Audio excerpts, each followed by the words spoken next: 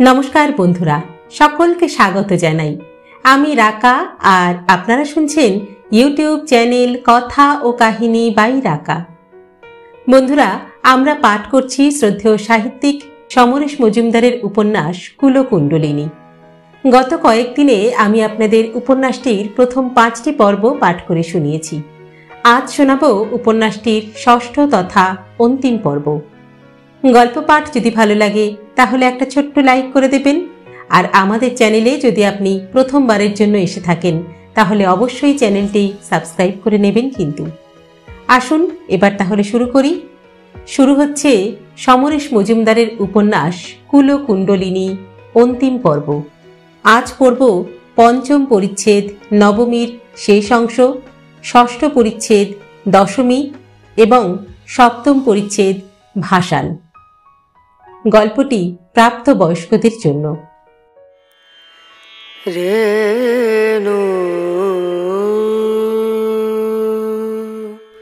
জানোয়ার জানে তার একটাই শরীর, আর সাধারণ মানুষ মনে করে শরীর দুটো। কিন্তু আসলে আমাদের শরীর তো 3টে। প্রথমটা মায়ের পেট থেকে বের হয় প্রকৃতির টানে, তার কোনো ক্ষমতা নেই। খাইয়ে দিতে হয়, পরিয়ে দিতে হয়, তারপর সারা জীবন ধরে ওই কাজটা নিজে অথবা অন্য কেউ করে না দিলে সে শুকিয়ে কাঠ। ওটাকে তবু বইতে হবে, কেন না ওটা আধার, অনেকটা গয়নার বাক্সের মতো। তারপর মায়ের পেট থেকে বের হওয়া শরীরে যখন পরিবর্তন ঘটল, তখন তার শরীরের আবির্ভাব। পুরুষের একরকম আর নারীর আর এক রকমের প্রকাশ। ওই শরীরকে নিয়ন্ত্রণ করতে পারে মন, কিন্তু মন যার দুর্বল সে তো অসহায়। মায়ের পেটে যেদিন প্রাণ আসে সেদিন সেটা 2টো টুকরো হয়, একটা বুকে, অন্যটা মেরুদণ্ডের নিচে ঘুমিয়ে থাকে। বেশিরভাগ ক্ষেত্রে ঘুমন্ত অবস্থাতেই ছাই হয়ে যায়। কেউ কেউ সেটা জাগাতে পারে, তখন আর এক শরীর, আর এক প্রাণ। সেই মূলাধার পদ্মে জীবের পরমা শক্তির ঘুম ভাঙাতে পারলে মানব জীবন সার্থক, নইলে শুধু জন্মানো আর মরা।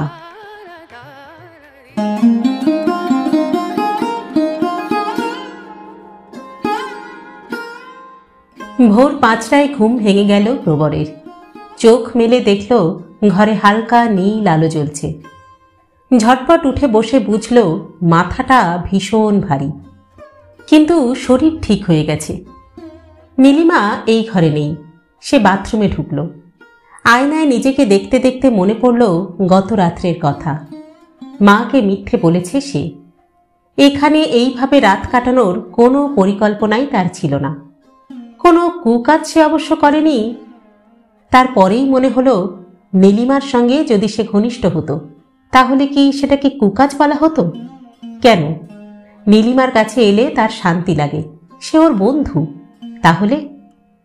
প্রবর হাসল। অনেকেই বলে তার হাসির সঙ্গে পারমিতার হাসির মিল আছে। অবশ্য বলে না, বলতো।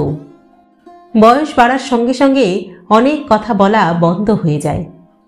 হাসিটি দেখা মাত্র আবার পারমিতার কথা মনে পড়ল প্রবরের। আজ পর্যন্ত সে কখনো মাকে মিথ্যে কথা বলেনি মুখের উপর। যেটা বলতে চায়নি এড়িয়ে গেছে। এমনকি বিয়ের কিছুকাল বাদে মা যখন জিজ্ঞাসা করেছিল, হ্যাঁ রে টুকলু, বৌমার সঙ্গে তোর সম্পর্কটা কিরকম রে? কেমন যেন ছাড়া ছাড়া মনে হচ্ছে। তখনও সে হেসেছিল, জবাব দেয়নি। প্রবরের মনে হলো তার এখনই একবার রামপুর হাটে যাওয়া উচিত, তাহলে পুরো মিথ্যে আর থাকবে না গত রাত্রের কথাটা। রামপুর হাটে পা দিয়েই সে ফিরে আসবে, কিন্তু একটিবার যেতেই হবে। পরিষ্কার হয়ে সে ফিরে এলো ঘরে। তারপর নীলিমার দরজার কাছে গিয়ে দাঁড়ালো। এখন বিছানা ছাড়ার সময় নয়। ঘুমন্ত কোনো মহিলার সামনে যাওয়া কি ঠিক হবে? ইতস্তত করে সে ভিতরে ঢুকল। সম্ভবত গোবুর বিছানা এটা। সেখানে চাদর মুড়ি দিয়ে শুয়ে আছে নীলিমা। কি মনে হতে সে আবার ফিরে এলো। তারপর জীবনে কোনো দিন যে কাজটা সে করেনি আজ তাই করল। রান্নাঘরে ঢুকে গ্যাস জ্বালিয়ে জল গরম করে চা বানালো। বেশ মজা লাগছিল তার। 2 কাপ চা বানিয়ে সে যখন নীলিমার কাছে ফিরে এলো তখনও তার ঘুম ভাঙেনি। প্রবর নরম গলায় ডাকলো, খুকুমণি, এবার চোখ খুলুন। এই যে খুকুমণি, শুনছেন? নীলিমা চোখ মেলল। প্রবরকে দেখেই ধর্মড়িয়ে উঠে বসল। এবার তার সমস্ত মুখে বিস্ময়। আরে কি আশ্চর্য! কেন আশ্চর্যের কি? নাও চা খাও। পৃথিবীর শ্রেষ্ঠতম চা আজ এই রান্নাঘরে বানানো হলো, তা জানো তো? অবশ্য মুখে দিয়ে কুৎসিত লাগলে তুমি স্বচ্ছন্দে ফেলে দিতে পারো, কারণ জীবনে প্রথমবার আমি চেষ্টাটা করলাম। নীলিমা হেসে ফেলল। চায়ের কাপ হাতে নিয়ে বলল, আমারও প্রথমবার জানো। কাজের লোক ছাড়া কেউ ভোরবেলা ঘুম থেকে তুলে কখনো চা করে খাওয়ায়নি আমাকে, তাই কুৎসিত লাগলেও তাই আমি অমৃত মনে করে খাবো। সে চায়ে চুমুক দিল, তারপর মাথা নাড়ল। না, বেশ চায়ের মতোই হয়েছে কিন্তু। চা খাওয়া হয়ে গেলে নীলিমা বলল, এবার বাড়িতে যাও। বাড়ি মানে? তুমি কি আমাকে মিথ্যেবাদী বানাতে চাও নাকি? মাকে বলেছি যে আমি রামপুরহাটে গিয়েছি। কথাটাকে সত্যি করতে সেখানে একবার গিয়েই ফিরে আসব। তুমি যাবে আমার সঙ্গে একদিনের আউটিং? প্রবর জানতে চাইল। অসম্ভব, অফিসে আমার জরুরি কাজ আছে। কিরকম জরুরি? আমার পেশেন্ট দেখার চেয়েও? না না, তুমিই ঘুরে এসো। তোমার আপত্তিটা কিসের? তুমি বিখ্যাত ডাক্তার, কেউ না কেউ আমাকে তোমার সঙ্গে ঠিক দেখে ফেলবে, তখন জবাবদিহি কি করবে? পরিচিত পেশেন্ট? যা সত্যি তাই বলতে পারি, আমরা বন্ধু। নীলিমা হাসল। এই দেশের মানুষের বয়স্ক পুরুষের মহিলা বন্ধুকে মেনে নেবার অভ্যেস কিন্তু এখনো তৈরি হয়নি, তার উপর আবার তাকে নিয়ে আউটিং, ঢিঢি পড়ে যাবে যে। অদ্ভুত কথা, তোমার সঙ্গে আমার স্পষ্ট সম্পর্ক। শারীরিক সম্পর্ক তো দূরে থাক, আজ পর্যন্ত তোমাকে আমি একটা চুমুও খাইনি। বদনামের ভয় আমরা করব কেন? কাল সারা রাত এই একই ফ্ল্যাটে আমরা ছিলাম, তোমার কোনো অসুবিধে কি আমি করেছি? লোকে বিশ্বাস করবে না, তাছাড়া তোমার প্রফেশনেরও ক্ষতি হবে। আমি বিশ্বাস করি না। যতক্ষণ কোনো অন্যায় না করছি ততক্ষণ বিশ্বাস করব না। অবশ্য তোমার যদি কোনো ক্ষতি হয় তাহলে আলাদা কথা। আমার তো কোনো পিছু টানই নেই। ছেলে সাবালক, সে তার মতো জীবনযাপন করছে। কাল রাত্রে তুমি যাকে অসুবিধে বলছো তা যদি করতে, তাহলেও সত্যি সত্যি আমার অসুবিধে হতো কিনা তা তো আমি নিজেই এখন বলতে পারছি না। আসলে কি জানো, মেয়েরা বন্ধুত্ব ব্যাপারটা ভালো বোঝে না, আর বোঝে না বলেই অন্যের ব্যাপারটাও সন্দেহের চোখে দেখে। আমি এসব বুঝছি না। আধ ঘন্টার মধ্যে বের হব, তুমি কি যাবে? যেতে পারি, তবে একটা শর্তে। আচ্ছা, বলে ফেলো। বাড়িতে গিয়ে তুমি বলবে যে আমি তোমার সঙ্গে গিয়েছিলাম। তুমি সঙ্গে ছিলে সেটা বলতে আমার কোনো অসুবিধে নেই। আচ্ছা, তাহলে তো উঠতেই হচ্ছে এবার। বিছানা থেকে নামলো নীলিমা। সাদা শাড়ি আর সাদা জামায় নীলিমাকে চমৎকার দেখাচ্ছিল। প্রবরের মনে হলো এই সকালে সে যদি পাজামা পাঞ্জাবি পরত তাহলে বেশ ভালো লাগতো। কালকের পোশাকেই তাকে অঙ্গে চাপাতে হয়েছে। শার্টের নিচে গেঞ্জিটা অবশ্য নেই, এই যা। নীলিমার বাড়ির আবর্জনার বালতিতে ফেলে দিয়েছে সেটাকে। গাড়ি চালাতে চালাতে তার মনে হলো কথাটা। জীবনের অনেক কিছু এমনি এমনি জমে যায়, যা শুধুই ক্লান্তি তৈরি করে। এইভাবে সেই সব আবর্জনা যদি ছুঁড়ে ফেলে দেওয়া যেত। একটাই জীবন। এখন তার প্রায় বিকেলে চলে এসে মনে হচ্ছে তাতে কত ভুল ছড়ানো। এই সব ভুলগুলো সংশোধন করার জন্যে যদি একটা সুযোগ পাওয়া যেত। ভিডিও টেপ যেমন ইচ্ছে করলেই পেছনে ঘোরানো যায়, তেমনি যদি কোনো উপায় থাকতো। তোমার গাড়িতে তেল ভরা আছে তো? নীলিমা মনে করালো। তৎক্ষণাৎ বাস্তবে ফিরে এলো সে। না, নেই। কাঁটা বলছে আর মাত্র 20 কিলোমিটার চাকা ঘুরবে। পাম্পে গাড়ি ঢোকালো, ট্যাঙ্ক ভর্তি করে নিল তেলে। আবার ইঞ্জিন চালু করে প্রবর বলল, একটু অন্যমনস্ক হয়ে গিয়েছিলাম, তেলের কথাটা মনে করিয়ে তুমি কিন্তু ভালোই করেছ। সে ঘড়ি দেখল। কতক্ষণ লাগবে? নো আইডিয়া, তবে ঘন্টা 5 মধ্যে তো পৌঁছানো উচিত। গাড়ির গতি 70-এ তুলেই নামিয়ে নিল প্রবর। সামনে একটা ম্যাটাডোর কিছুতেই জায়গা ছাড়ছে না। তাহলে তো পৌঁছেই ফিরে এলেও আজ রাত্রে কলকাতায় পা দেবে। তাই তো কথা হয়েছে। কেন, খুব খারাপ লাগছে? না, অনেক দিন বাদে বের হলাম জানো। শেষ কবে যে এরকম গাড়িতে চেপে কলকাতার বাইরে গিয়েছি মনেই পড়ছে না। সেই বিয়ের পর। নীলিমা থেমে গেল। বিয়ের পরে পরে তোমরা খুব বেড়াতে না? প্রথম, এখন ভুলে গেছি। এই, ওভারটেক করো না। কোনো রাস্তায় ওভারটেক না করলে লক্ষ্যে পৌঁছাতে অনেক দেরি হয়ে যায়। নীলিমা তাকালো, কিছু বলল না। প্রবর বলল, সোহিনীকে নিয়ে আমি আগে প্রতি বছর দিন 10 জন্য বের হতাম, ট্রেনেই যেতাম। তাই নাকি? কোথায়? দার্জিলিং, সিমলা, কুলু মানালি? ঠিক। প্রথমে 3 টিয়ারে আর তারপরে ফার্স্ট ক্লাসে, তাই তো? ঠিকই, তারপরেও এসিতে। আর প্রথম সন্তানের পরেও যাওয়াটা চালু ছিল, দ্বিতীয়টি আসার পরে আর সময় হয়নি না? মিলেছে। বাঙালিদের চরিত্র ঠিক এই রকমই, তাই না? তবে আরেকটু আছে। পুরী দিয়ে শুরু, তারপর বেনারস, হরিদ্বার, পরে যোগ হয় বেড়ানোর সঙ্গে তীর্থ করা, 2 in 1। তারপর একসময় তারা বলবে, 28 বছর আগে হরিদ্বারে 5 টাকায় 1 কিলো ক্ষীর খেয়েছি হে। নীলিমা হেসে উঠল। জাবর কাটা জাত বলছো? 100 বার। কিন্তু তবু সেটা একদিক থেকে ভালো জানো। মাঝে মাঝে তোমার কি মনে হয় না যে আমরা কেন বেঁচে আছি? সকালে ঘুম থেকে উঠে রাত্রে ঘুমোতে যাওয়া পর্যন্ত আজ যা যা করেছি, কালও ঠিক তাই করেছি, আবার আগামী কালও তাই করব। কোনো বৈচিত্র্য নেই, নিজের উন্নতি দেখার ইচ্ছে নেই। কিন্তু সেটা কিভাবে সম্ভব? পথ খুঁজতে হবে, জীবনযাপনের একটা মানে বের করতে হবে। সাধারণ মানুষ তো চিন্তাও করে না সে কথা। জন্তু জানোয়ারদের মতো বেঁচে থাকার জন্যই যেন বেঁচে থাকে। কিন্তু তুমি তো সাধারণ মানুষের মতো নও। মানে তোমার বয়সের একজন মহিলা সংসার নিয়ে একেবারে জবজবে হয়ে থাকেন, কিন্তু তোমার জীবনযাপনের ধরনের সঙ্গে তো তাদের মিলবে না। আমার কথা ছেড়ে দাও, আমি তো ছন্ন ছাড়া। এরকম জীবন যেন কোনো মেয়ের না হয়। বাহ, তুমি কি জানো, সংসারের জাতাকলে পিষে থাকা অনেক মহিলাই ছটফট করেন সেখান থেকে বেরিয়ে আসতে। আর্থিক স্বাধীনতা পেলে নিজের মতো তারা একাও থাকতেন, ঠিক যেমন তুমি আছো। সারা জীবন অন্যের জন্য খেটে মরলাম, আর নয়, এই হলো তাদের বক্তব্য।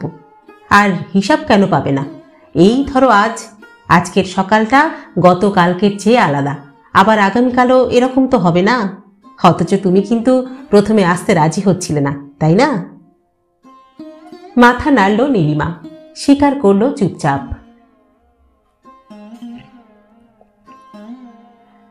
বর্ধমানে ওরা চা খেয়েছিল। অনেক অনেক দিন রাস্তার ধারের দোকান থেকে তেলে ভাজা সিঙাড়া খায়নি প্রবর। দেখা গেল নীলিমাও তাই। দুজনেই স্বীকার করল যে আজকাল ওসব খেতে ভয় হয়, অথচ এককালে অম্বলও হতো না আর পেটও ঠিক থাকত। একজন ডাক্তার হিসাবে সে পেশেন্টদের খাওয়ার ব্যাপারে যে বিধি নিষেধ দেয় তাতে বিজ্ঞানের সমর্থন আছে। সিঙাড়া সরিয়ে দিয়ে প্রবর মাথা নেড়েছিল। নীলিমা জিজ্ঞাসা করল, কি হলো?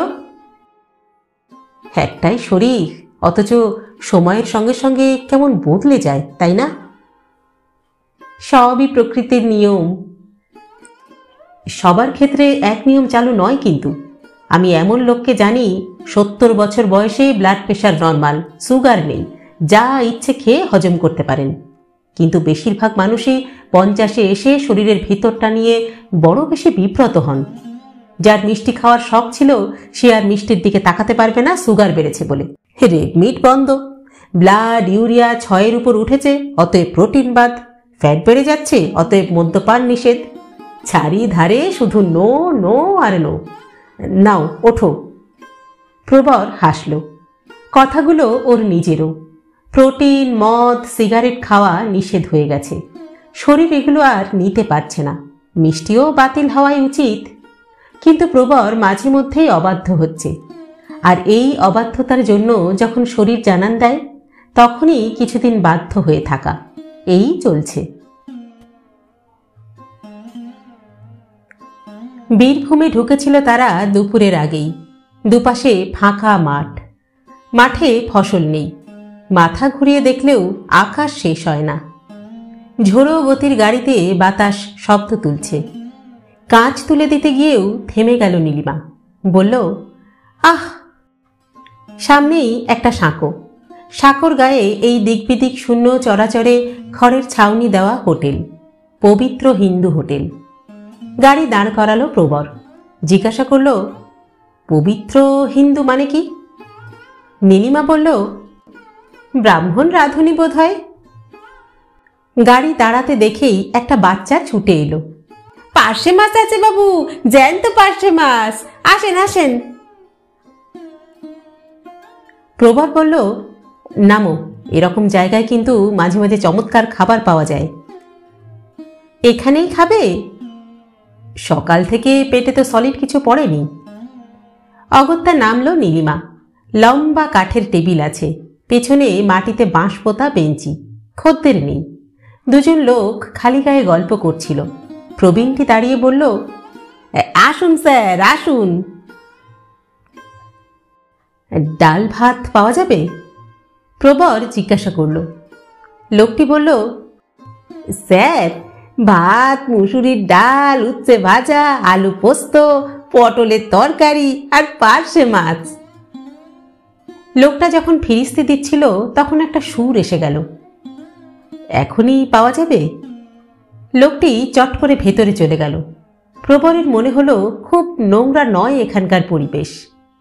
ফিরে এসে কিন্তু কিন্তু করে লোকটা বলল, মিনিট 25 দেরি হবে স্যার, তবে একেবারে গরম গরম দিতে পারবো, কলা পাতাও পৌঁছে যাবে তার মধ্যে। প্রবল নীলিমার দিকে তাকালো। লোকটা এক পা এগিয়ে এলো। প্রথম খদ্দের মা আপনারা, দয়া করে যাবেন না।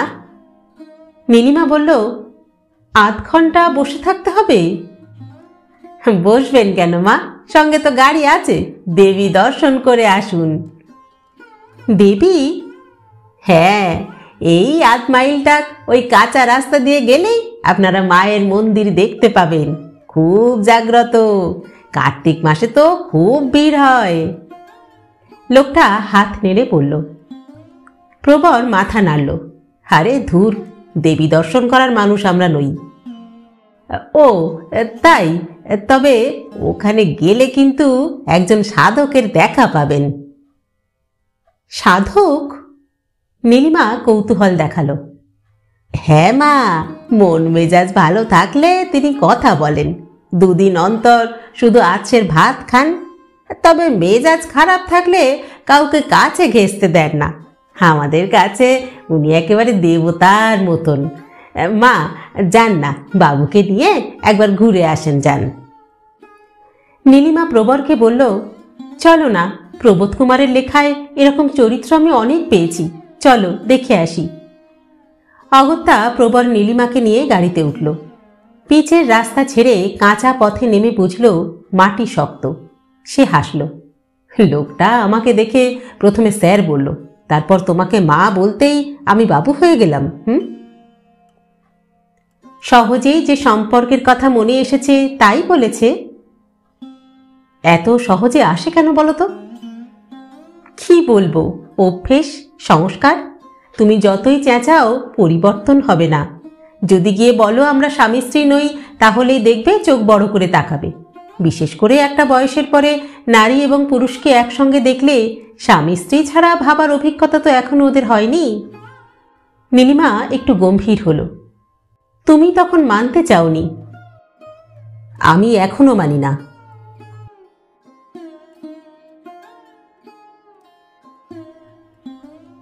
আধ মাইলের জায়গায় 1 কিলোমিটার চলে আসার পর কিছু গাছগাছালির ফাঁকে টিনের ছাদওয়ালা চালাঘর চোখে পড়ল।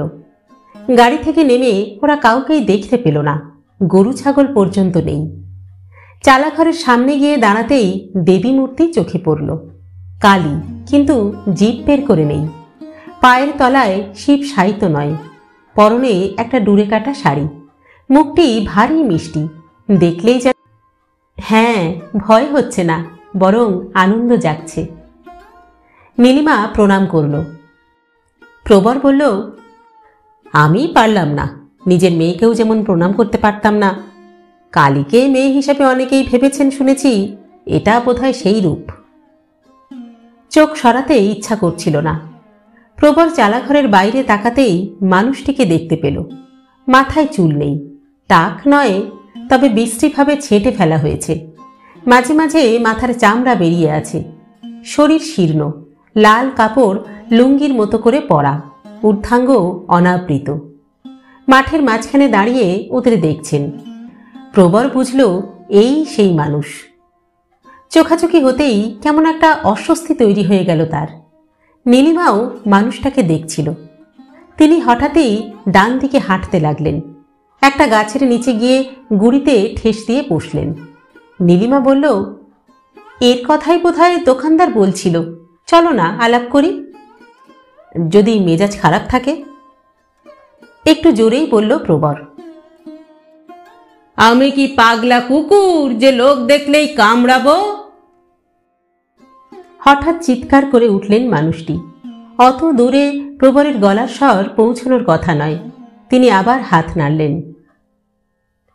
নীলিমা এগিয়ে গেল, নমস্কার করল, বলল, আমরা কথা বললে আপনি কি অসন্তুষ্ট হবেন?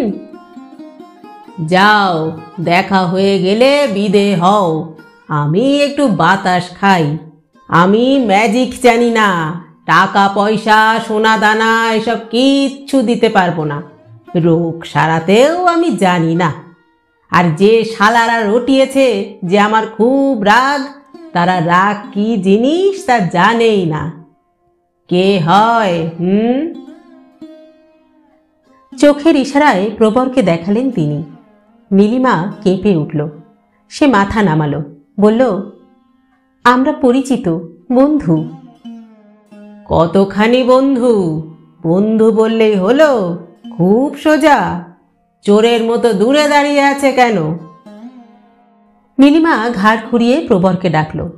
প্রবর পাশে দাঁড়াতেই তিনি জিজ্ঞাসা করলেন, মায়ের সঙ্গে আলাপ হলো? মা বলে মনে হয়নি, মেয়ে বলেই মনে হয়েছে। প্রবর জবাব দিল, আহ, মেয়ে মা নয়? বাবা মেয়েকে মা বলে ডাকে না? হ্যাঁ, হে কে রে বাবা? হ্যাঁ। মানুষটি হঠাৎ হো হো করে হেসে উঠলেন, যেন এমন মজার কথা তিনি কখনো শোনেননি। তারপর আচমকা গম্ভীর হয়ে জিজ্ঞাসা করলেন, এখানে কেন আসা হলো? প্রবর জবাব দিল, সাকুর কাছে খাওয়ার জন্য আমরা থেমেছিলাম, কিন্তু একটু দেরি হবে বলে ওরা এই মন্দির ঘুরে দেখার কথা বলল, তাই চলে এলাম।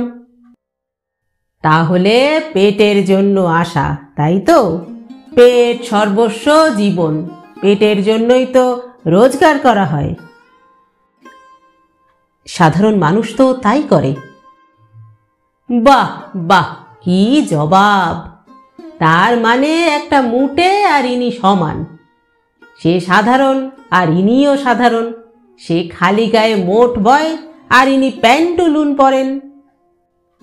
আপনি কি বলতে চাইছেন? প্রবর রেগে গেল। মানুষটি হাসলেন। ওই শরীরটা কার? হ্যাঁ, আমার। বাহ, ভালো কথা। তা নিজের শরীরটাকে ভালোভাবে জানা আছে তো? নিশ্চয়ই। শরীরের মধ্যে কটা শরীর থাকে? প্রবর নীলিমার দিকে তাকালো। মানুষ জন্মায় যে শরীর নিয়ে তা প্রথম এক যুগে শুধুই বড় হয়, তারপর তার শরীরের ভিতর আর একটা শরীর তৈরি হয়, যা সমস্ত যৌবন কাল জুড়ে থাকে। ব্যাস চুকে গেল? হ্যাঁ, আর কিছু নেই? শরীরে দুটো চেহারা। মানুষটি উঠে এলেন, প্রবরের পিছনে দাঁড়িয়ে হুকুম করলেন, চোখ বন্ধ করা হোক। প্রবর চোখ বন্ধ করতেই মেরুদণ্ডের নিচে মানুষটির হাতের স্পর্শ পেল। প্যান্ট এবং অন্তর্বাস ভেদ করে সেই স্পর্শ ক্রমশ তীব্রতর হল। মানুষটি চেঁচিয়ে উঠলেন, কি আর কোনো শরীর নেই? মুহূর্তে সব অন্ধকার হয়ে গেল, সমস্ত বোধ অন্তর্হিত। প্রবরের মনে হলো তার মেরুদণ্ড যেখানে শেষ হয়েছে সেখানে একটা রবারের বল বেঁধে রাখা হয়েছিল। একটু ছাড়া পেয়ে সেটি জলের চাপ এড়িয়ে উপরে উঠতে চাইছে। এই সময় অন্য সব চিন্তা তার মাথা থেকে উধাও। এমনকি পাশে নীলিমা দাঁড়িয়ে রহস্যময় মানুষটি যে পিছনে তারও বোধ নেই। কোন সুদূর থেকে ভেসে আসা একটা তরঙ্গ বারংবার যেন বলতে লাগলো, কিছু একটা করার ছিল, কিন্তু করা হয়নি। কিছু একটা করার ছিল।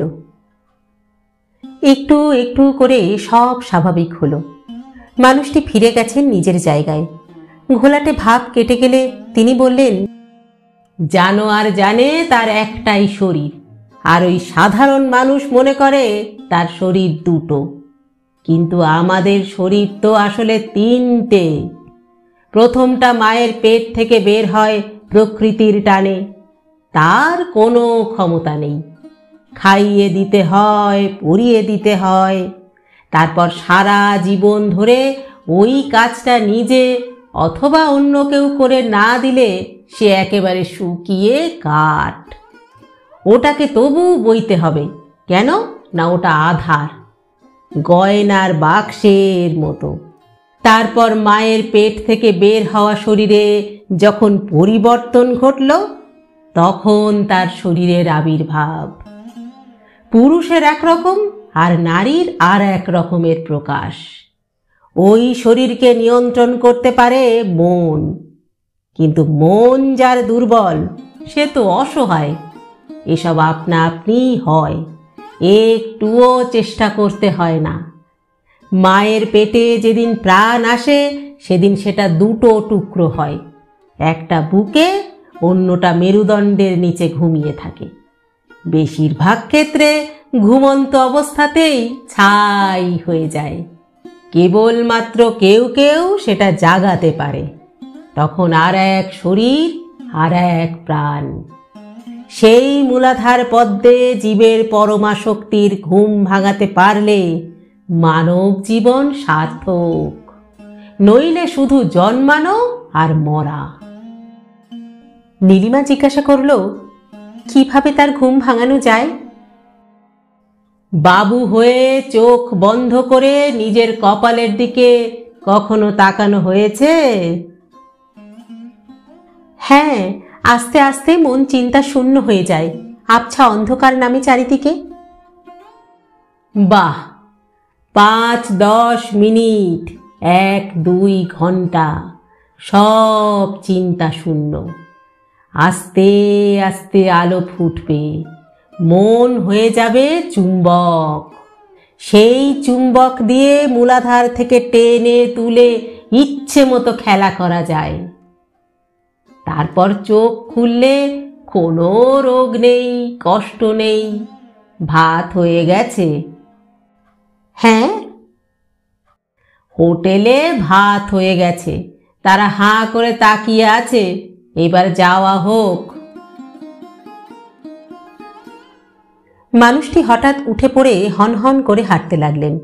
কিছুক্ষণ সেই দিকে তাকিয়ে থেকে নীলিমা বলল, চলো। প্রবর বলল, ভদ্রলোক আমার শিরদাঁড়ার নিচে হাত দিতেই আচমকা সব জ্ঞান আমার যেন চলে গেল। লোকটা একেবারে আলাদা জাতের। নীলিমা হঠাৎ কেঁদে ফেলল। প্রবর অবাক হলো। কি হলো? আমার খুব ভালো লাগলো গো এসে, খুব খুব ভালো লাগলো। তোমার কাছে আমি সত্যি কৃতজ্ঞ প্রবর। বুকের মধ্যে আমার কেমন যেন করছে জানো। নীলিমা চোখ বন্ধ করে আকাশের দিকে মুখ তুলল। প্রবর কিছু বলল না। গাড়ির দিকে হাঁটতে হাঁটতে তার মনে হলো বয়স হচ্ছে, সময় আর বেশি নেই। এই সময়টাকে কিভাবে কাটানো যায়?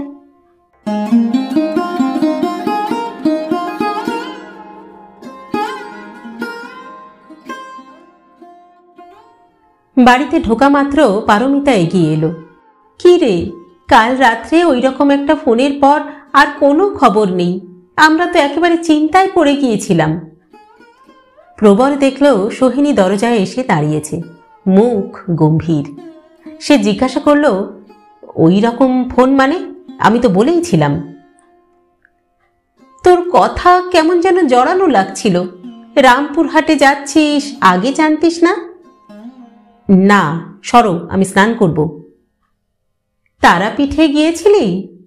না, সময় পাইনি। প্রবর নিজের ঘরে ঢুকল। সারাদিন গাড়ি চালিয়ে শরীর এখন বেশ ক্লান্ত। সে দেখল সোহিনী বাথরুমে ঢুকে স্নানের ব্যবস্থা করে দিচ্ছে। বাথটবে জল ভরে নুন মিশিয়ে দিয়ে সে বেরিয়ে এলো। কোনো কথা না বলে সে বাথরুমের দরজা বন্ধ করল। সম্পূর্ণ নগ্ন অবস্থায় সে আয়নার সামনে এসে দাঁড়ালো। নিজের শরীরটাকে এখন আর চেনা যায় না, কি ছিল আর কি হয়েছে। শরীরের দিকে তাকাবার বয়সের পর নিত্য দেখে আসছে, কিন্তু কখন কোন ফাঁকে মেদ জমল, ভাঁজ পড়ল, ভারী হলো, তা টেরই পায়নি। দ্বিতীয় শরীর ঠিক সময় জেগেছিল, সময় যাওয়ার আগেই যে নিষ্ক্রিয়। আর তৃতীয় শরীর? নিজের মেরুদণ্ডের নিচে হাত দিয়েও কোনো অনুভব হলো না, শুধু চামড়ার স্পর্শ। জলে নামল প্রবর। নীলিমা খুব ধাক্কা খেয়েছে। সারাটা পথ বেশি কথা বলেনি।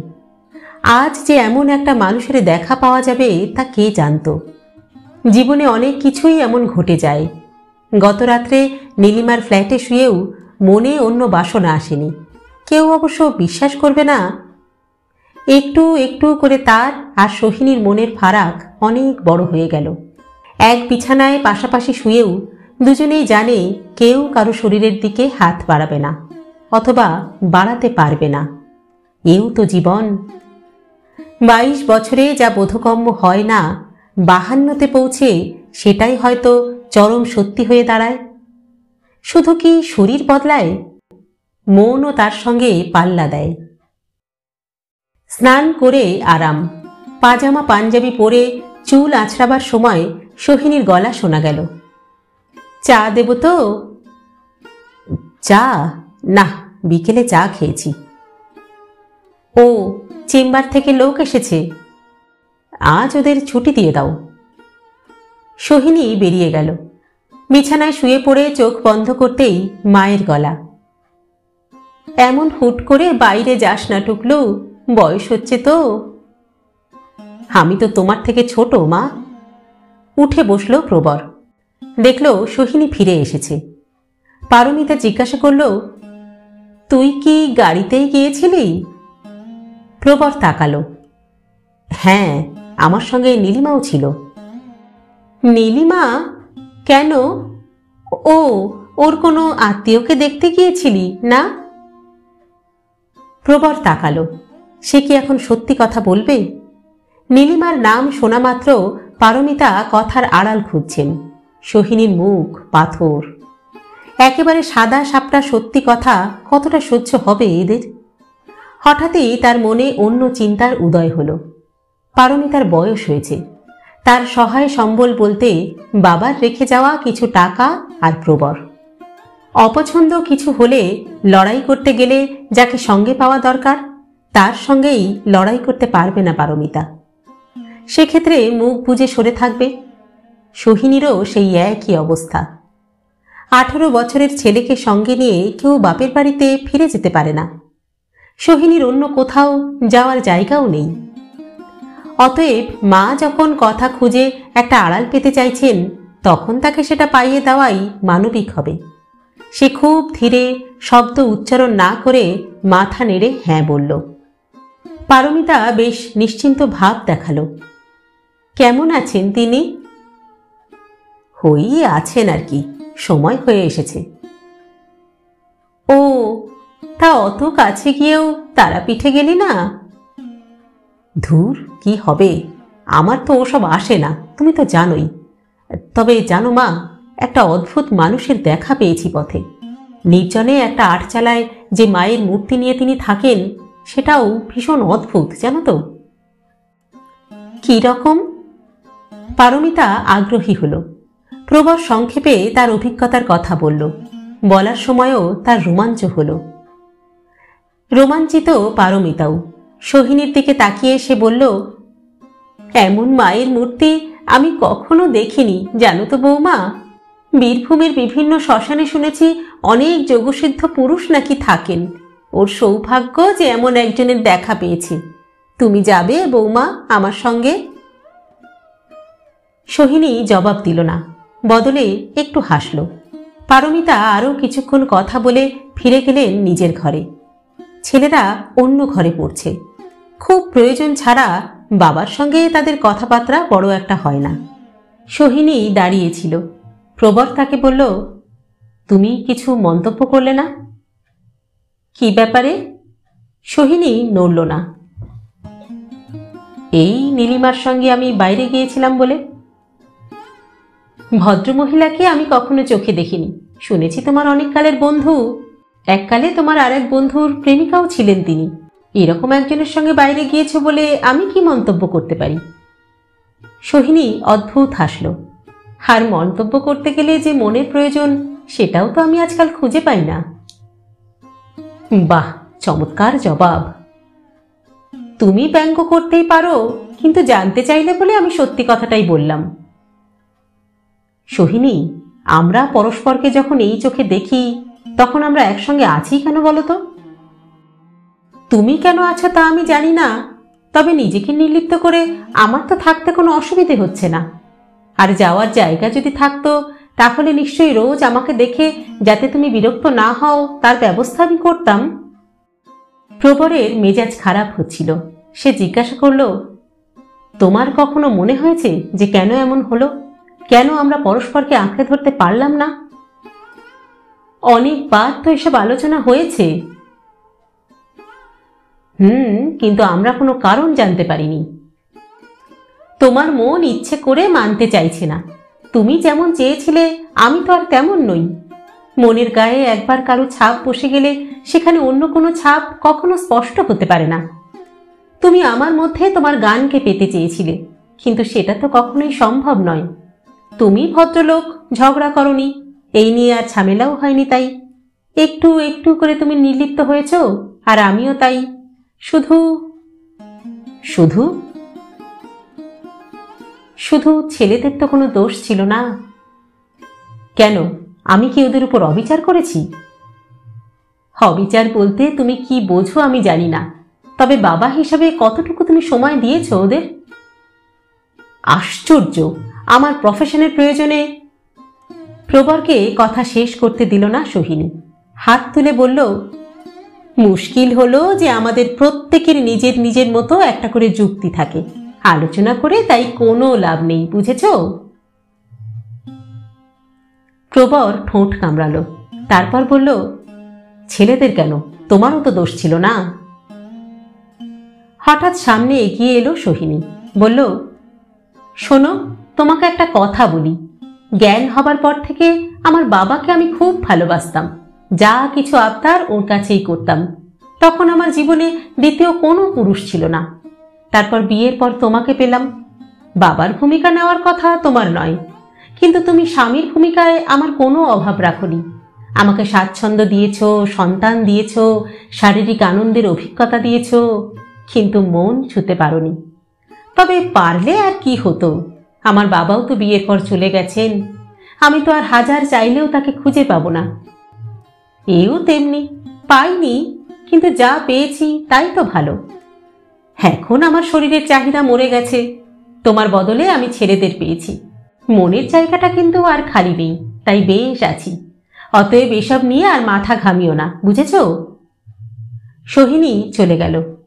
চুপচাপ কিছুক্ষণ রইল প্রবর। তার খুব একা লাগছিল।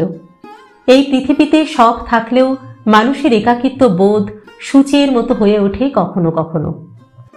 সে ধীরে ধীরে ছেলেদের ঘরের দরজায় এসে দাঁড়ালো।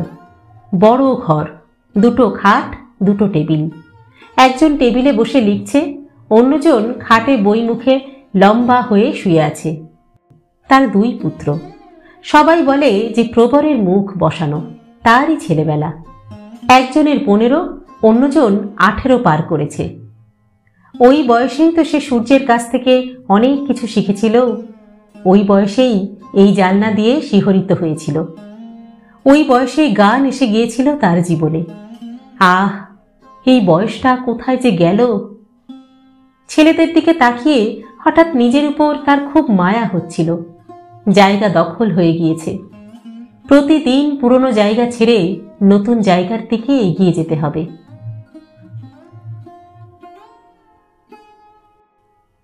ছোট ছেলে প্রথম দেখতে পেল। বাবা! সঙ্গে সঙ্গে লেখা বন্ধ করে সোজা হয়ে বসল। তার গলা কানে যাওয়া মাত্র বড় ছেলে লাফিয়ে উঠল। প্রবর চুপচাপ দাঁড়িয়ে রইল। ছোট জিজ্ঞাসা করল, তোমার শরীর খারাপ? প্রবর মাথা নাড়ল।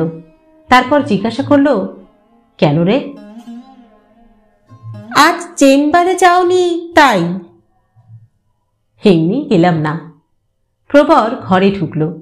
টেবিলের উল্টো দিকে চেয়ার টেনে বসল। পড়াশুনো কেমন হচ্ছে? ছোট জবাব দিল, ভালো। সে এবার বড়র দিকে তাকালো। জয়েন্টের রেজাল্ট কবে বেরোবে? কিছুদিনের মধ্যেই। বড়র গলার স্বর বেশ ভারী। কি বই ওটা? আউটসাইডার। বাহ, এসব বই বুঝতে পারো? না পারার তো কিছু নেই। বড়র জবাব, সহজ ইংরেজি। আমি ভাষার কথা বলছি না, মানে ধরতে পারো? পারবো না কেন? আমরা এসব নিয়ে ডিবেট করি। ও। হঠাৎ থমকে গেল প্রবর। সে যেন আর কথা খুঁজে পাচ্ছিল না। হঠাৎ ছোট মুখ খুলল, বাবা, একটা কথা বলবো? ইয়েস, বলো। মুখ ফেরালো প্রবর। স্কুল থেকে একটা ট্যুরে নিয়ে যাবে, আমি যাব। ছোট প্রশ্ন করতেই বড় ধমক দিল, এই কি হচ্ছে কি? তুই চুপ কর, আমি তো বাবাকে বলছি।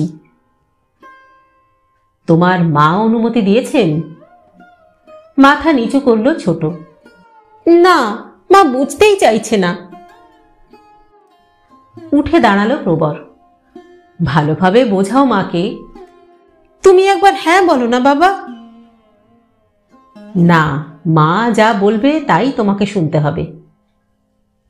বাহ, তুমিও তো আমার বাবা, তুমিও তো বলতেই পারো। তোমাদের ব্যাপারে তোমার মায়ের কথাই আমার কথা, বুঝেছ? প্রবর ঘর থেকে বেরিয়ে এলো। দরজার বাইরে আসা মাত্র বড়র গলা কানে এলো, আচ্ছা হয়েছে। কিরে, ঘোড়া টপকে ঘাস খেতে গিয়েছিলি? কি কি বললি তুই? মা ঘোড়া? ছোট চেঁচালো, দাঁড়া, আমি বলে দেব মাকে। এরা অনেক বড় হয়ে গিয়েছে, বেশ বড়। প্রবর মনে মনে বলতে লাগলো।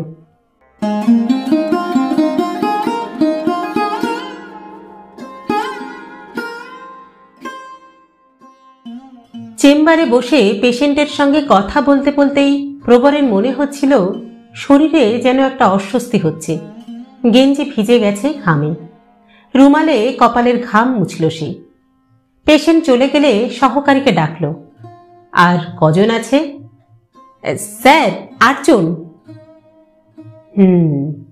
সবাইকে বলে দাও যে একটা জরুরি প্রয়োজনে আমাকে নার্সিংহোমে যেতে হচ্ছে, আজ আর দেখতে পারবো না। আর তুমি এক্ষুনি একটা ট্যাক্সি ডেকে আনো। সহকারী বেরিয়ে যাওয়া মাত্র সে ড্রয়ার খুলে ছোট্ট একটা কৌটো বের করে একটা ট্যাবলেট জিভের তলায় রাখল। বুকের 2 পাঁজরের নিচে চাপটা বাড়ছে।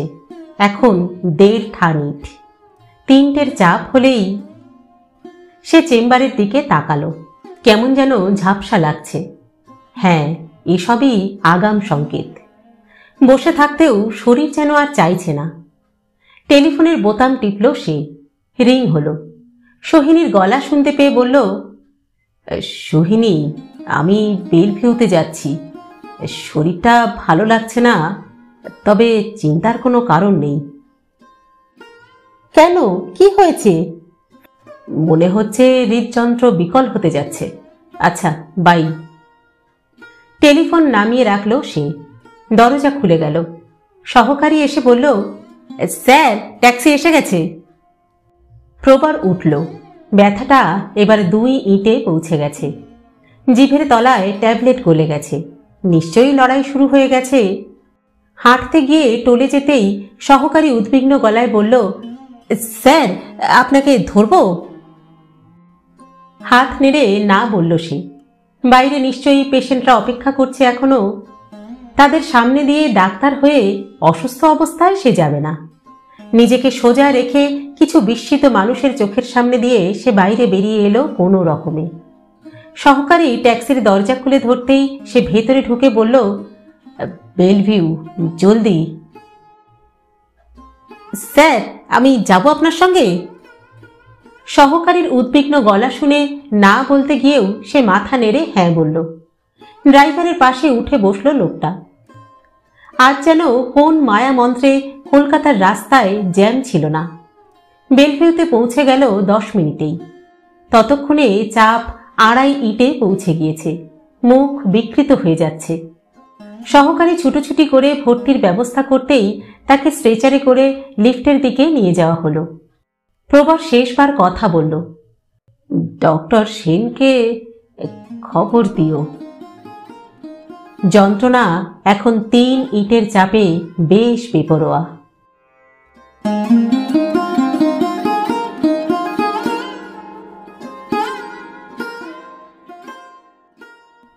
দিন কয়েক বাদে এক সকালে ডক্টর সেন কেবিনে ঢুকে প্রশ্ন করলেন, কেমন আছেন? প্রবর শুয়েছিল। হেসে বলল, ভালো। ঈশ্বরকে ধন্যবাদ দিন। কেন, বেঁচে গেলাম বলে? না না, আপনার হার্ট অ্যাটাক হয়েছিল বলে। এখন আপনি জীবনকে অনেক শান্ত চোখে দেখবেন। বেপরোয়া ভাব একদম চলে যাবে। ডক্টর সেন হাসলেন। সেই বিখ্যাত কবি স্টুয়ার্ট বলেছিলেন না, মানুষ কিছুতেই শুনবে না। আমিও শুনিনি যতক্ষণ ঈশ্বর আমাকে একটি হার্ট অ্যাটাক উপহার দিয়ে মৃত্যুর কয়েক ইঞ্চি দূর থেকে ফিরিয়ে এনেছেন। প্রবর হেসেছিল। এসব তার চিকিৎসক হিসাবে অজানা নয়। হৃদয় শব্দটির মধ্যে আবেগের সব রকম আস্তানা। তাই আমরা সেই সব শব্দ তৈরি করেছি যা আবেগেরই পরিণতি। হৃদয়গ্রাহী, হৃদয়ঙ্গম, হৃদয় বিদারক, হৃদয় বেদনা। একটি মানুষ নিয়মিত ওষুধ খেয়ে ওজন কমিয়ে খাবার নিয়ন্ত্রণে রেখেও হার্ট অ্যাটাকের শিকার হয় যদি সে প্রচণ্ড পরিমাণে হৃদয়াবেগে ভোগে। কি করে আবেগের প্রাচুর্য হার্ট অ্যাটাককে ডেকে আনে? আবেগের চাপে শরীরের অ্যাড্রেনাল গ্ল্যান্ড থেকে অ্যাড্রেনালিন বেরিয়ে এসে রক্তস্রোতে মেশে। অ্যাড্রেনালিন রস করোনারি রক্তবাহকে মিশে যায়। তখন হার্টের পেশিতে স্বাভাবিক রক্ত চলাচল বাধা পায়। ফলে যন্ত্রণা শুরু হয়, যাকে বলা হয় অ্যানজাইনা পেক্টরিস। অর্থাৎ টেনশন কমাতে হবে। ইমোশন এবং টেনশন মুক্ত জীবন চাই। একবার মৃত্যুর কাছে না পৌঁছালে মানুষের এই শিক্ষা হয় না। এসবই ঠিক, কিন্তু কিভাবে এই পৃথিবীতে মানুষ টেনশন মুক্ত জীবন যাপন করতে পারে সেটাই তো সঠিকভাবে বলতে পারবে না কেউ। কাজের চাপ কমালেও আবেগ থেকেও টেনশন বেড়ে যাবেই। ডক্টর সেন বলেছিলেন, তবে আপনাকে সেলাম জানাচ্ছি। অ্যাটাক হতে পারে বুঝতে পেরে যেভাবে সব গুছিয়ে মুখে ট্যাবলেট পুরে এখানে এসে হাজির হয়েছিলেন, সেটা একটা দৃষ্টান্ত হয়ে থাকলো। কিছুদিন এখন একদম বিশ্রাম নিন, কেমন? নো কাজ। প্রবর কিছু বলেনি। এখনো তার শরীর দুর্বল। হাঁটাচলা ওই বাথরুম পর্যন্তই। একটু বেশি মাত্রায় সতর্কতা। তা হোক। আরাম লাগলো তার। আর এই বিছানায় শুয়ে শুয়ে অনেক অনেক দিন পরে সে গানকে দেখতে পাচ্ছে। প্রথমে গান এলো সে যখন গভীর ঘুমে। কত বছর পরে সে এলো স্বপনচারিণীর মতো। এতদিন কোথায় ছিল গান? স্বপ্নে তাকে দেখে দেখে এখন চোখ বন্ধ করে শুয়ে থাকতেই প্রবর চোখের পাতায় তাকে দেখতে পায়। সেই ঝকঝকে মেয়ে যে সামনে এসে দাঁড়ালেই পৃথিবীটা নরম হয়ে যায়। গতকাল একটা কাণ্ড হলো। ঘুমের ওষুধ এখন দিনের বেলায় বন্ধ হয়েছে, ঘুম আসছিল না। হঠাৎ তার সেই মানুষটির কথা মনে পড়ল। চোখ বন্ধ করে সে নিজের কপালের দিকে তাকালো। আস্তে আস্তে সব জাগতিক অনুভূতি মুছে যেতে লাগলো। অদ্ভুত পাতলা একটা অন্ধকার চারপাশে, এবং সেই অন্ধকার সরিয়ে গান দেখা দিল। মিষ্টি হাসল গান। আচ্ছা, গান কি তার তৃতীয় শরীর? সেই মানুষটি বলেছিলেন এইভাবেই শরীরের মধ্যে যে শরীর ঘুমন্ত তাকে জাগানো যায়। কিন্তু জেগে উঠল যে, সে তো গান। আর সেই অবস্থায় তার কখন যে ঘুম এসে গিয়েছিল তা তার নিজেরই জানা নেই। প্রথম প্রথম দুবেলা সোহিনী এবং পারমিতা আসত, ছেলেরা বিকেলে। এখন সে নিরাপদে চলে আসার পর সকলে বিকেলেই আসে। সারা সকাল দুপুর সে একা। অবশ্য একেবারে একা নয়, তৃষ্ণা নামে একটি সুন্দরী নার্স তার সঙ্গে মাঝে মধ্যেই কথা বলে যায়। মেয়েটির ছেলেবেলা কেটেছে দার্জিলিংয়ে। পেশেন্ট ডাক্তার জেনেও মেয়েটি তার প্রশ্রয়ে বেশ স্বচ্ছন্দ। ডিভোর্স হয়েছে তার কয়েক মাস হলো, অথচ তা নিয়ে মেয়েটির কোনো আক্ষেপ নেই। ওকে তার একটুও ইমোশনাল বলে মনেও হয় না। এই তৃষ্ণাকেই সে বলেছিল নীলিমাকে টেলিফোনে খবর দিতে, যাতে নীলিমা তাকে দেখতে আসতে পারে। আজ নীলিমা এলো, তখন সকাল শেষ হয়েছে। সাদা শাড়ি সাদা জামা পরা নীলিমাকে আজ তার বেশ বয়স্কা বলে মনে হলো। কেবিনে ঢুকতেই প্রবর বলল, তোমার অফিস কামাই করালাম। সেকেন্ড 30 চুপ করে থেকে নীলিমা বলল, কেমন আছো? First class. কেন এমন হলো? বুকে হাত রাখল প্রবর। এই একটি যন্ত্র মায়ের পেটে থাকার সময় অকেজো থাকে, বেরোনো মাত্র সেই যে চালু হলো, কখন যে থামবে তা কেউ জানে না, বুঝেছ? মানুষের শরীরের এই একটি যন্ত্রের উপর তার কোনো কন্ট্রোল নেই। খুব পরিশ্রম করছো? মোটেরা তো আমার চেয়ে 10 গুণ বেশি পরিশ্রম করে। নিঃশ্বাস ফেলল নীলিমা, তারপর জিজ্ঞাসা করল, এতদিন আমাকে জানাওনি কেন? একটি মেয়ে টেলিফোনে বলতেই আমি তো একেবারে হতভম্ব। জানাবার মতো ঘটনা তো আর নয়। বাহ, আমার হৃদযন্ত্র বিকল হয়েছে, এসো দেখতে এসো। তাহলে এখনই বা খবর দিলে কেন? ইচ্ছে হলো।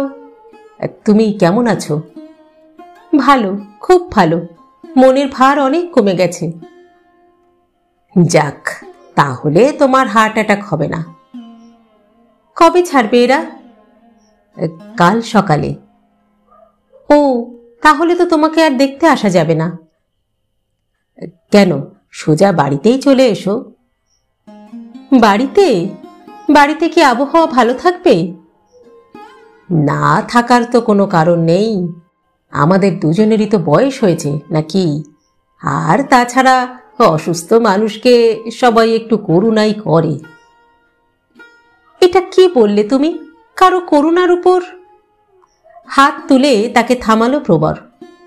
কেউ যদি কিছু করতে চায় সেটা তো তার নিজস্ব ব্যাপার। সেই কাজটার কোনো প্রতিক্রিয়া যতক্ষণ আমার উপরে না পড়ছে ততক্ষণ মাথা ঘামাবো কেন বলো তো? নীলিমা উঠে দাঁড়ালো। আচ্ছা, অনেকক্ষণ কথা বলেছ, এবার আমি আসি, কেমন? হ্যাঁ, এসো। নীলিমা চলে গেল। প্রবরের মনে হলো নীলিমার বয়স তার চেয়ে বড় হলেও তাকে এখনো তেমন বয়স্কা বলে মনে হয় না। গান বেঁচে থাকলে কি এরকমই দেখতে হতো? এখন যে গান তার বন্ধ চোখের পাতায় এসে দাঁড়ায়, তার চেহারা 30 বছর আগেরকার। এই সময় বেঁচে থাকলে গান যদি তাকে দেখতে আসতো, তাহলে কি ওকে নীলিমার মতো দেখাতো নাকি সোহিনীর মতো? চোখ বন্ধ করল প্রবর। বড় ছেলে ডাক্তারি পড়ছে, ছোট শিবপুরে ভর্তি হয়েছে। সুখের জীবন বলতে লোকে তো এইরকমটাই চায়। প্রবর এখন অনেক নিয়ন্ত্রিত জীবনযাপন করে। একবেলা যায় চেম্বারে, দিনের বাকি সময় নিজে ঘরে ইজি চেয়ারে শুয়ে থাকে চোখ বন্ধ করে। শরীর স্থির হয়ে যায়, কিন্তু মেরুদণ্ড থেকে কোনো অনুভূতি একটুও উপরে উঠে আসে না। এই সময় তার সমস্ত পৃথিবী জুড়ে থাকে গান। নীলিমা এই বাড়িতে মাসে একবার করে আসে, ফোন করে প্রতি রবিবার। তাকে চমৎকার গ্রহণ করেছে সোহিনী। প্রাথমিক ধন্ধ কেটে যাওয়ার পরে মেয়েরা সম্ভবত মেয়েদেরই ভালো বুঝতে পারে। সোহিনী যেই বুঝেছে যে নীলিমার কাছ থেকে তার আশঙ্কার কোনো কারণ নেই, অমনি সে সম্পর্ক সহজ করেছে। এখন নীলিমা এসে তার শরীরের খবর নেয়, আড্ডা মারে সোহিনী এবং পারমিতার সঙ্গে। ছেলেরা ওকে ডাকে পিসি বলে। এতে কোনো প্রতিক্রিয়া হয় না প্রবরের। শরীর সময়ের আগেই জরাগ্রস্ত হচ্ছে। কাজ করতে গেলে আগের মতো উৎসাহ পাওয়া যায় না। মদ্যপান করতে বিন্দু মাত্র ইচ্ছা জাগে না। শুধু ভালো লাগার মধ্যে রয়েছে এই ইজি চেয়ারে শুয়ে চোখ বন্ধ করে থাকা। এমনকি কেউ কথা বলতে চাইলেও বেশি শব্দ খরচ করতে ইচ্ছে করে না। এখন শুধু থাকা। এ বাড়ির সবাই আর্থিক দিক থেকে নিরাপদে আছে। তার আর দায়িত্ব বলতে বাড়তি কিছুই নেই। এই রকম ভাবলে মন অনেক হালকা হয়ে যায়। বুকে আবার অস্বস্তি হচ্ছিল।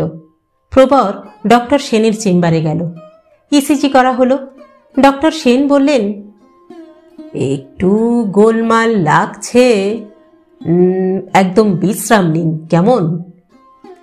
প্রবর বলল, কেন? প্রয়োজন তাই। কিন্তু আপনি আমারই বয়সী, একটু বড় হলেও হতে পারেন। আপনি যে পরিশ্রম করছেন তা করার ক্ষমতা আমার নেই। কেন বলুন তো? আপনি মদ্যপান করেন, সিগারেট খান, কিন্তু আমি তো ওসব করি না। তবু আমার হৃদযন্ত্র মাঝে মধ্যেই ধাক্কা খাচ্ছে। কেন বলুন তো?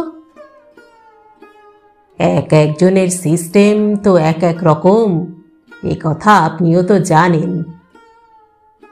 তার মানে আমি আর চেম্বারে যাব না? আপাতত কিছুদিন না। তাহলে বাড়িতে বসে কি করব? ছেলেদের সঙ্গে আড্ডা মারুন, নাতনির সঙ্গে সময় কাটান, আর নিজেকে যতটা সম্ভব একটু চেঞ্জ করার চেষ্টা করুন, কেমন? নিজেকে পাল্টাতে হবে। গান চলে যাওয়ার পর থেকে যে পাল্টানোর খেলা শুরু হয়েছিল তা তো আজও শেষ হলো না। বড় ছেলে বিয়ে করেছে তার সহপাঠিনী এক ডাক্তারকে। মেয়েটি ভালো, গানের ধাঁচ আছে খানিকটা ওর মধ্যে। বছর পাঁচেক হলো একটি মেয়েও হয়েছে। টট্টরে কথা বলে সে। পারমিতা এখনো বেশ শক্ত। এ বাড়ির হাল এখনো তার হাতে। সোহিনী বরং নানা রকম অসুখে ভোগে। ছোট ছেলে চাকরি নিয়ে চলে গেছে বম্বে। একটি মারাঠি মেয়ের প্রেমে পড়েছে সে, এবং কথাটা জানিয়েছে তার ঠাকুমাকে। সোহিনীর মনোকষ্টের এটা একটা বড় কারণ। তবে এসব নিয়ে মাথা ঘামায় না প্রবর। তাকে অবশ্য কথা বলতে হয়। পিউ তাকে কথা বলিয়ে ছাড়ে। পিউ আজকাল অনেকটা সময় কাটায় দাদুর সঙ্গে। তার প্রশ্নগুলো বেশ অদ্ভুত। দাদু, তুমি কি বুড়ো? হ্যাঁ দিদা। কে বেশি বুড়ো দাদু, তুমি নাকি মাম্মা? তোমার মাম্মা তো আমার মা হন, তাই তিনিই বেশি বড়, বুঝেছ? বড় নাকি বুড়ো? কে বেশি বুড়ো দাদু? মাম্মা আমাকে নিয়ে চিড়িয়াখানায় হেঁটে বেরিয়েছে। তুমি পারবে? পারবে না, কারণ তুমি বেশি বুড়ো। হয়তো তাই। আচ্ছা দাদু, তুমি কাকে বেশি ভালোবাসো, মাম্মা, দিম্মা নাকি আমি? বলো না গো, কাকে? প্রবর মুগ্ধ হয়ে গেল। সে বলল, কাকে বলা যায় বলো তো?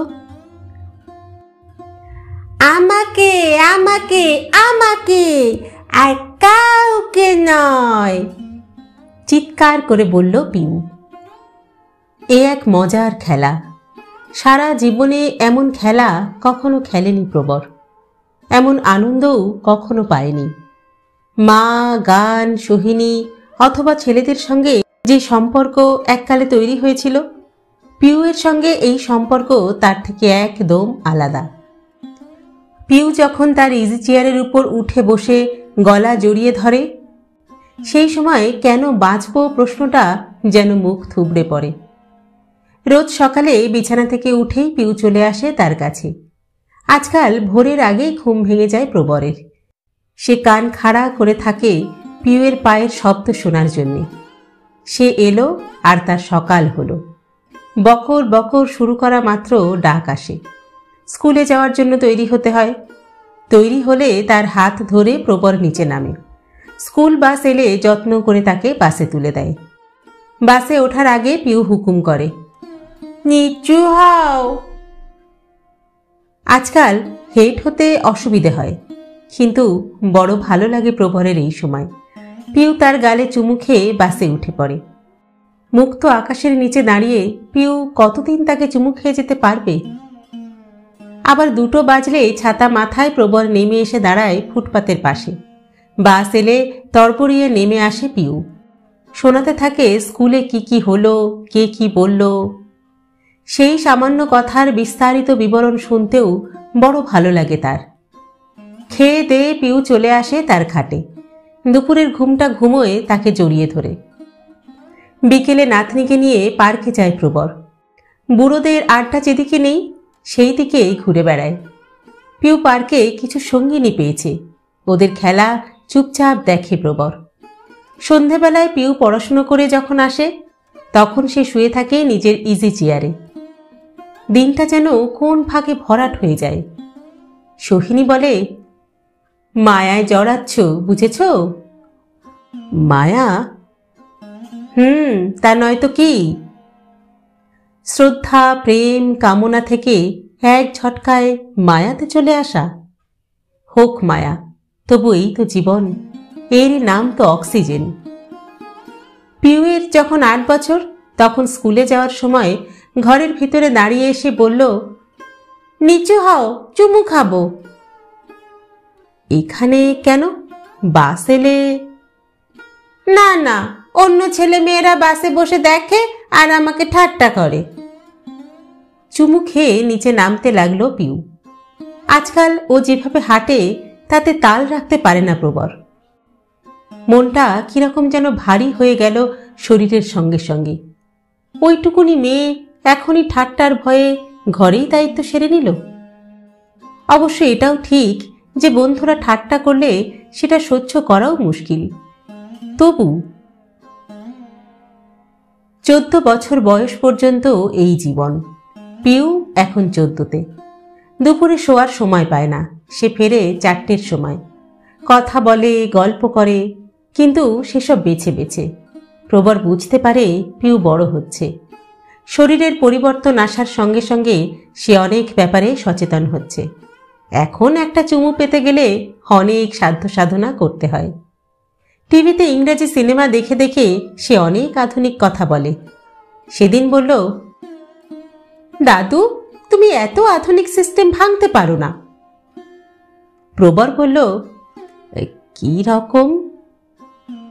দিম্মাকে তোমার আদর করতে ইচ্ছে হয় না? সে কি? কেন, বিদেশিরা স্ত্রীদের তো আনন্দ হলেই চুমু খায়, কেউ কিচ্ছু মনে করে না। তোমার বয়সে তো আকছাড় খায়। তুমি দিম্মাকে লাস্ট কবে চুমু খেয়েছো বলো তো? মনেই পড়ে না ভাই।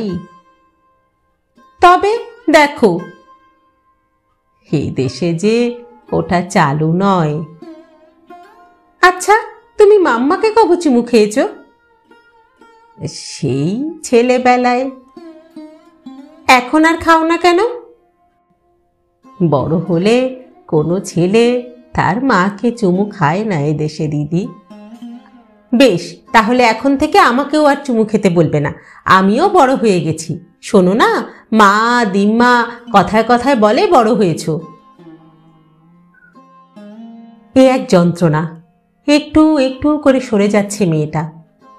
জীবন তাকে যেমন এক নতুন আনন্দ এনে দিয়েছিল, যা জড়িয়ে ধরে বেঁচে থাকার আনন্দ পেতে চলেছিল, আবার নতুন করে তা আবার নিষ্ঠুরভাবে সরিয়ে নিয়ে যেতে জীবনই তৎপর।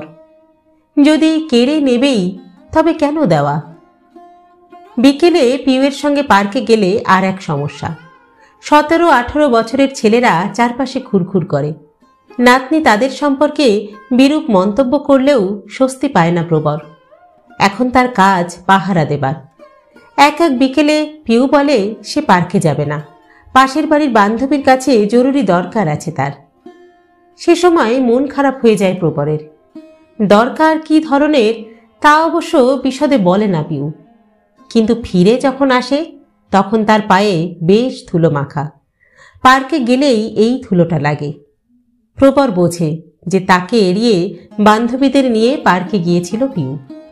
কিন্তু কেন? তাকে এড়িয়ে কেন?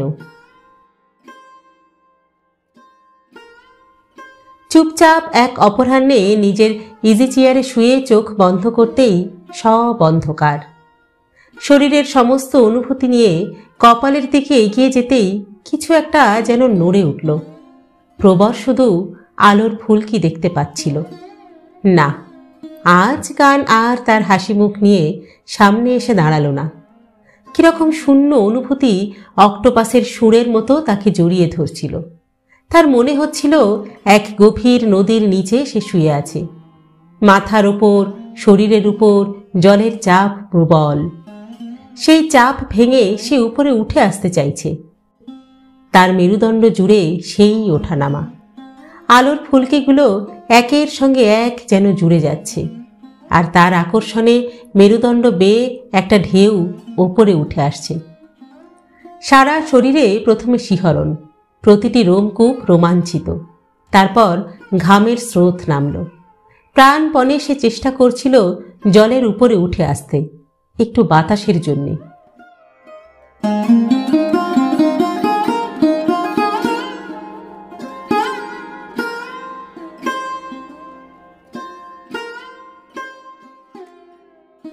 স্থির সময় এখন স্থির। শুধু পায়ের উপরে যে জালনাটা চোখে পড়ে, সেখানে চারকোনা আকাশ। সেই আকাশে আলো ফোটে, ধীরে ধীরে নীল ফ্যাকাশে হয়ে যায়। রূপো থেকে শীষে রঙের কত হেরফের।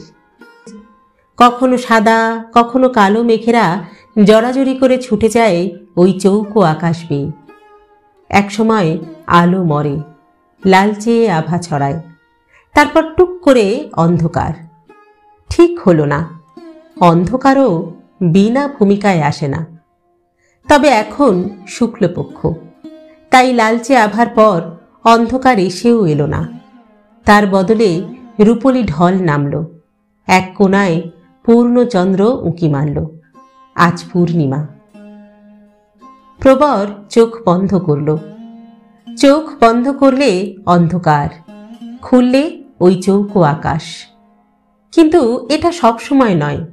সারা দিনে 24 ঘন্টায় 8 ঘন্টা, দিনের 3 ভাগের 1 ভাগ, বাকি 2 ভাগ পাশ ফিরে 2 দেওয়াল দেখা। এক দেওয়ালে গাছের ফাঁক দিয়ে ঢালু জমি নেমে গেছে দিগন্তে, অন্য দেওয়ালে শুধু গাছ আর গাছ, নিবিড় অরণ্য। ওয়ালপেপারে আঁকা ছবি, তবু কি চমৎকার! কেমন আছেন? পায়ের শব্দ, সেই সঙ্গে প্রশ্ন। সেই ভদ্রলোক ডাক্তার। ডক্টর সেনই ব্যবস্থা করে দিয়েছেন। নার্সিংহোম থেকেই দেখে যাচ্ছেন। কত দিন হয়ে গেল। এখন আর হিসেব রাখারও ইচ্ছে হয় না। সেই যে বাতাসের ছটফটানি শুরু হয়েছিল ইজি চেয়ারে শুয়ে, সেখান থেকেই যেতে হয়েছিল নার্সিংহোমে। ডক্টর সেন প্রচণ্ড লড়াই করে তার হৃদযন্ত্র এখনো চালু রেখেছেন। মোটা টাকা সেলামি দিয়ে বড় ছেড়ে তাকে ফিরিয়ে এনেছে বাড়িতে। প্রবর আজকাল প্রশ্নের উত্তর দেওয়ার চেষ্টা করে না। প্রথম প্রথম করত, কিন্তু গোঙানি ছাড়া আর কোনো শব্দই বের হয় না। ছুটন্ত রেলগাড়ির কামরা দুর্ঘটনায় পড়লে যেমন পরস্পরের সঙ্গে ধাক্কা খায়, তার গলা থেকে ওঠা শব্দগুলোর হালও ঠিক সেই রকম। সে চোখ বন্ধ করল। এখন ডাক্তারের পাশে দাঁড়িয়ে থাকবে সোহিনী, পাথরের মতো। পারমিতা দরজায়। বড় ছেলে বাড়িতে থাকলে সঙ্গে থাকবে। আর পিউ? দুবেলা চাদরটা পাল্টে দিচ্ছ তো? ডাক্তার যাকে প্রশ্ন করল সে জবাব দিল, হ্যাঁ স্যার, চাদর পাল্টে পাউডার লাগিয়ে দিই পুরো করে। গুড। ঘাগুলোর অবস্থা কিরকম? দেখি চাদরটা একবার সরাও তো। চাদর সরানো হলো। প্রবরের শরীর ডান দিকে ঘোরানোর পর ডাক্তার বললেন, হ্যাঁ, অনেকটা শুকিয়েছে। দিনের বেলায় অয়েল ক্লথ এখনো কিছুদিন ব্যবহার করতে হবে। এই সময় সোহিনীর গলা শোনা গেল, ডক্টর, কোন রকম চান্স আছে কি? কিসের? সেন্স আসার? নিশ্চয়ই আছে। যতক্ষণ শ্বাস ততক্ষণ আস। কয়েকদিন বাদে ফিজিওথেরাপিও শুরু করতে হবে। আচ্ছা, চলুন। পায়ের আওয়াজ ঘর থেকে বেরিয়ে গেল। প্রবর চোখ খুলল। সামনে গাছ, দেওয়াল জোড়া গাছ, অথচ আকাশে চাঁদ উঠেছে। সে গো গো শব্দ করল। এখন শরীরে কোনো পেশি বিন্দু মাত্র নড়ছে না। দুই হাত, দুই পা, এমনকি ঘাড় পর্যন্ত আর তার মস্তিষ্কের নির্দেশ পালন করে না। শুধু হৃদযন্ত্র চালু, আর বোঝার ক্ষমতাটুকু অন্তর্হিত হয়নি। প্রতিটি কথা কানে যায়, অনেক কিছুই মনে করতে পারে, কিন্তু সেটা যে পারছে তা কাউকে বোঝাতে পারে না। গো গো শব্দ শুনে আয়া ছুটে এলো। কি হয়েছে? হ্যাঁ, কি হয়েছে? কষ্ট হচ্ছে? প্রবর আবার শব্দ করল। আয়া বিড়বিড় করল, কি যে বলতে চায় বুঝতেও পারি না ছাই। তারপর জিজ্ঞাসা করল, কি হয়েছে? চিৎ করে শুইয়ে দেব? প্রবর মৃদু আওয়াজ করল। আয়া তার নগ্ন শরীরে চাপ দিয়ে একটু একটু করে চিৎ করে দিল, দিয়ে চাদর টেনে দিল শরীরে। চোখ খুলল প্রবর। হ্যাঁ, চাঁদ আরও একটু ঢুকে এসেছে চৌকো আকাশে। গোলগাল চাঁদ। আয়ার গলা কানে এলো, অনেকক্ষণ তো পেচ্ছাপ হয়নি, করবেন? সে মাথা নেড়ে না বলতে চাইল, কিন্তু ঘাড় নড়ল না। চাঁদ দেখার সময় এই কিরকম কথা? আয়া বেড প্যান নিয়ে এলো। তারপর তার দুই পায়ের মধ্যে সেটাকে চেপে ধরল। কিছুক্ষণ অপেক্ষা করার পর বলল, দেখবেন আবার যেন বিছানা ভেজাবেন না, কিন্তু আওয়াজ করবেন। প্রবর চাঁদের দিকে তাকিয়েছিল। এখন তার শরীর শিশুর মতো নিরাসক্ত। যে শরীর নিয়ে এত খেলা এক জীবনে করা হয়েছে, তার সঙ্গে ভূমিষ্ঠ হওয়া শিশুর কোনো পার্থক্য নেই। এমনকি যখন পিউ অথবা বৌমা ঘরে ঢোকে, তখন তারাও স্বচ্ছন্দে সরে যাওয়া চাদর টেনে দিয়ে যায়। শরীর অবশ হলেও মন তার কাজ করে যায়। এইটুকুই একটা শিশুর সঙ্গে তার পার্থক্য। সে লজ্জা পেত প্রথম প্রথম, এখন আর পায় না। তার খিদে পেলে চেঁচায়। পায়খানা প্রস্রাবের সময় চেঁচানোর আগেই অনেক সময় বেরিয়ে যাচ্ছে। দ্বিতীয় শৈশব কি একেই বলে? চোখ বন্ধ করল প্রবর। চোখের সামনে অন্ধকার। কেউ একজন হেঁটে যাচ্ছে। কে? কি একটা করার ছিল, কিন্তু করা হলো না। সে নিঃশ্বাস ফেলল। যে হেঁটে যাচ্ছে সে কি গান? মনে মনে চেঁচিয়ে ডাকল প্রবর, গান, গান, গান। আমরা কোথা হইতে আসিয়াছি তাহা জানি না, কোথায় যাইব তাহাও জানা নাই। কিন্তু আর নয়, ঈশ্বর, এবার সময় এনে দাও। সে বন্ধ চোখের পাতায় তাকিয়ে মেরুদণ্ড থেকে একটা ঢেউ জাগাতে চাইল বারংবার। বদলে চোখের কোণ উপচে জল গড়িয়ে এলো। এই শরীর ছেড়ে সে যাওয়ার জন্যে ছটফট করছিল, কিন্তু কিভাবে যাবে? এখন শরীরটাকে ধ্বংস করার বিন্দু মাত্র শক্তি তার নেই। মরতে চাইলেও মরার উপায় নেই। সব কিছুই জীবন তাকে হাত ভরে দিয়েছিল, কিন্তু যেই সে আঁকড়ে ধরতে চেয়েছিল, অমনি তার হাত থেকে কেড়ে নিয়েছে নির্মমভাবে। সেই প্রথম জীবনের স্বাদ পেয়েছিল যে স্তন্যবৃন্তে, তার মুখে নিমপাতার রস মাখিয়ে দেওয়া হয়েছিল নির্দয়ভাবে। সারা জীবন ধরে তারই সন্ধানে ঘুরে বেড়ানোই তো কেবল সার হলো। প্রতিদিন বেঁচে থাকাটাই যেখানে বিস্ময়ে, মরণ স্বাভাবিক, সেখানে এখন তার দেখা নেই কেন? মরণের মুখেও কি নিমপাতা মাখিয়ে দিয়েছে কেউ? প্রবর চোখ খুলল। চাঁদ আরও বড় হয়েছে, আরও উজ্জ্বল। এরকম একটা চাঁদের রাতের কথা তার বোধে মাঝে মাঝে টোকা দিয়ে যায়। সে বুঝতে পারে না। মায়ের শরীর থেকে বেরুবার আগে হৃদযন্ত্র অচল ছিল। এখান থেকে যাওয়ার সময় হৃদযন্ত্র আবার বন্ধ হবে। কিন্তু কোথায় যাবে? কোন মাতৃগর্ভে? সেখানে কি গভীর অন্ধকার? প্রবর চোখ বন্ধ করে, সমস্ত বোধ একত্রিত করে আরেকটি মাতৃগর্ভের সন্ধান করছিল এই জ্যোৎস্না পল্লবিত পূর্ণিমায়।